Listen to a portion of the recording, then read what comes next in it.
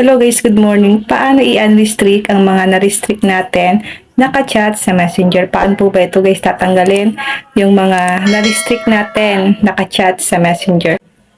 May nag-comment po kasi nito sa akin guys sa aking video. Ito po ang comment niya. Ganito lang po ang gagawin nyo ma'am para tanggalin po natin or i-unrestrict po natin yung mga ka-chat natin na ni-restrict natin sa ating Messenger. Punta lang tayo sa ating Messenger.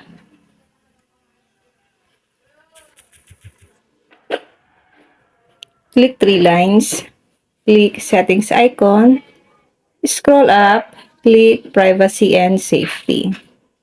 Hanapin po natin dito ang restricted accounts. Dito nyo po makikita lahat ng mga na-restrict nyo naka-chat sa inyong messenger. Paano po ba i-unrestrict yun or tanggalin sa pagka-restrict para mapunta na siya guys sa inyong chat list or para makita nyo na po once na nag-chat siya o kaya nag-video call siya sa inyo. Kasi guys, kapag nasa restricted account siya, hindi nyo po malalaman kapag nag-chat ba siya o kaya nag-video call ba siya sa inyo.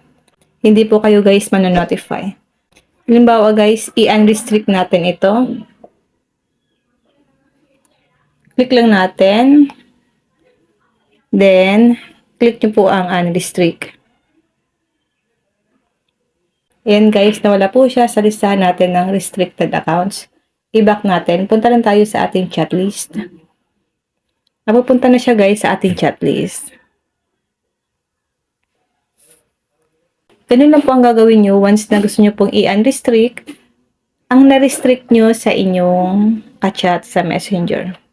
Yun lang guys, sana po may natutunan kayo sa ating video. And now, thank you for watching. God bless you all.